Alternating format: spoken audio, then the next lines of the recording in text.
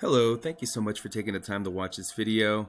Earlier today you spoke with Joshua, my colleague, and we're going to make this video for you, just kind of showing you three things to help you kind of scale your business and grow your business, or just giving you some free tips and tricks on how to increase your online presence, okay? So there are three things that we're going to talk about today. So one of the first one's going to be content, the second one is going to be backlinks, and then the third one is going to be citations. Okay, and as I'm reviewing your website here, I do need to say that it's actually a really pretty website, and I do appreciate the time and the effort that you guys definitely put into this. Seeing this picture here actually gives me a like kind of like a family feeling. Like you guys have been doing this for a long time. You guys are close knit, and that's I really appreciate that. That's actually really nice. But unfortunately, Google doesn't care how beautiful a website looks. They don't care the amount of pictures that are on the website. What they care about is content. Okay, so as I highlighted your whole website here, if I highlight everything here, I'm going to click copy, and then I've already pasted it here on my word counter. You have roughly 585 words.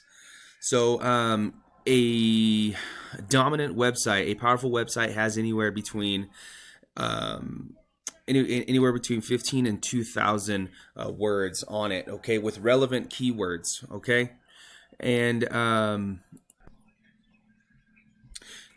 Google wants to know that those keywords are relating back to your website, okay. So Google obviously knows that you're not a Pizza Hut or a McDonald's or anything like that. So they want to see other citing companies and citing blogs, these other places that talk about citing, right? These other websites that refer back to your website, giving your website more power, making it more trustworthy in Google's eyes, right? Because Google is a popularity contest, and they want to see that other websites are referring back to you, saying like, yes, you know what, these guys are trustworthy. These guys actually are roofers, or I should say, citing a nice citing company. They know exactly what they're doing, right? So I went on ahead and copy and pasted your website into my keywords researcher here. It's called Ahrefs. Now this is a paid tool. Obviously I'm in the industry, so but you can definitely use a tool like this yourself to kind of do your own SEO and things like that. Just Googling, keyword researcher, backlink researcher, free, things like that, and you can definitely use some of the free tools that they have. But as I said, I am in the industry, so I am paying for this tool myself. But as you can see here, you have 330 backlinks and 80 referring domains. So what this means is that there are 80 other websites that are referring back, that are pushing traffic to your website, and then the backlinks are the amount of times that these websites are doing so, right? So you have 80 websites, and they're doing it. They're referring back to you 330 times. You have 508 keywords on your website, which is great. But if we look at your competitors here, who are number one in your area, let's see, I put theirs here. They have 827. Okay, their organic traffic is at 252. Yours is at 342. So you are getting more people visiting your website per month than they are. This is just a rough estimate. Okay, so don't quote me word for word. And then their traffic value, though, they're landing more of their clients, so they're getting the amount of money that they're seeing per is 1,200. You're over here at 602. Okay, again, this is just a rough estimate. All right. So what you would want to do, as you can see, they have 181 referring domains and 925 backlinks. So the good thing about this is, if these domains and backlinks are good enough to rank your opponents, well, then they're good enough to rank you on Google, right? If these keywords are good enough to rank your opponent, well, then they're good enough to rank you as well. So I would go on in and check and click on these referring domains and backlinks and see exactly where they're getting their power from, and just stack those onto yours, and you'd easily beat out your opponent, right? Or your competitor. And then lastly, the last thing I want to talk to you about are citations.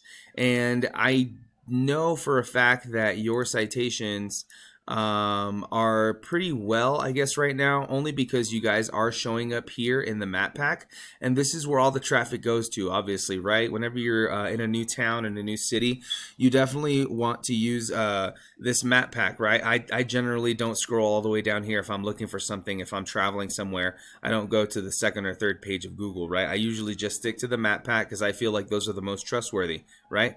Or the closest near me. But usually, if your citations are high in that city, then you'll see them. You'll see them here in this map pack, okay? And citations are just anywhere that you can find your website, your address, your phone number, the name of your company on a directory, okay? And a directory is like Yelp. You've got white pages, yellow pages, places like that, right? So any place where you can find your information on a directory, okay? So seeing that these guys are number one, and obviously my research here on my Google is cleared. Every time I do a new search, I clear my cache so that there is no type of bias, right? So this is as accurate as I can see. So you're number 3, your competitors are at number 2, or at 1, I should say, but they're also number 2 here in the organic listing. So this is where they're beating you guys big time, and that's just because, as I said, they have more power. Excuse me, that's yours.